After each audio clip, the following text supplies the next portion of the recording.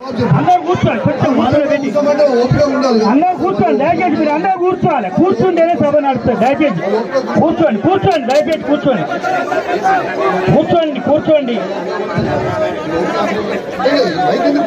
కూర్చోండి, కూర్చోండి. వారు అడుగుతారు సమయం. కూర్చోండి, మీరు కూడా ఏదైనా ఉంటే అడగవచ్చు. ఇంకా దయచేసి వేరే చేయకండి, కూర్చోండి.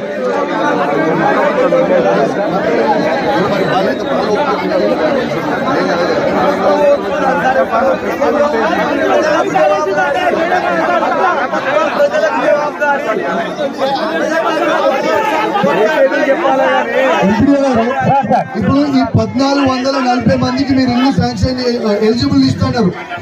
నియోజకవర్గంలో మీరు మొత్తం ఇచ్చిన అలాటే 3500 ఇల్లు మాత్రమే. మరి కమలాపూర్ లో మీరు 1440 మందికి ఇల్లు ఇస్తున్నా ఎలిజిబుల్ లిస్ట్ అది. ఎందుకంటే మీరు కేవలం సర్పంచ్ ఎలక్షన్ల కోసము, లోకల్ బాడీ ఎలక్షన్ల కోసము మాత్రమే లిస్టు చదువుతున్నారు. ఇప్పుడు 3500 ఇల్లు ఉంటే డివైడెడ్ బై 166 చేస్తే ఒక్కొక్క గ్రామ పంచాయతీకి వచ్చే ఇల్లు కేవలం 21 ఇల్లు మాత్రమే. మరి 1440 మంది 40 మందికి మీరు ఇస్తున్నారా? కేవలం మోసం చేస్తున్నారా?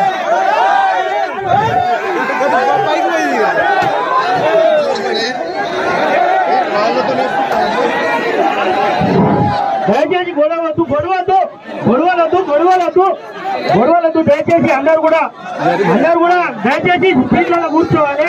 గొడవలద్దు, గొడవలద్దు, వాళ్ళని గొడవలు పెట్టుకోవద్దు. దయచేసి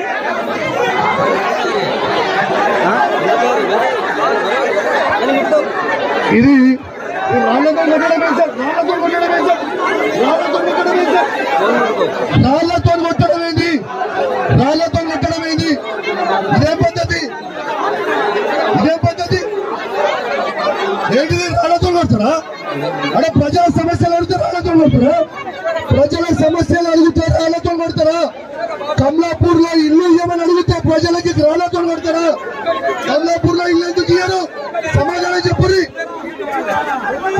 ఇలా మీరు 20 ఇల్లు మాత్రమే ఇచ్చుకుంటే 1400 మంది ఇల్లు ఇలా ప్రజల కోసము, ఇలా ప్రజలకి ఇల్లు ఇవ్వమంటే మీరు రాళ్లతో కొడతారా?